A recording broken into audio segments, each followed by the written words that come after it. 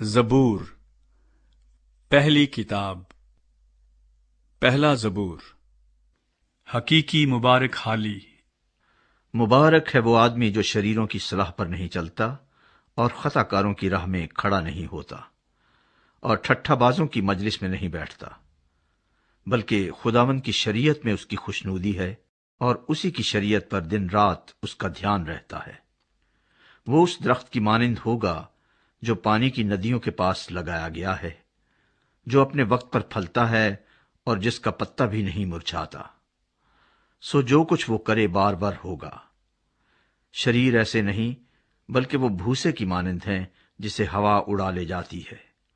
اس لیے شریر عدالت میں قائم نہ رہیں گے، نہ خطا کار صادقوں کی جماعت میں، کیونکہ خداوند صادقوں کی راہ جانتا ہے، پر شریروں کی راہ نابود ہو جائے گی۔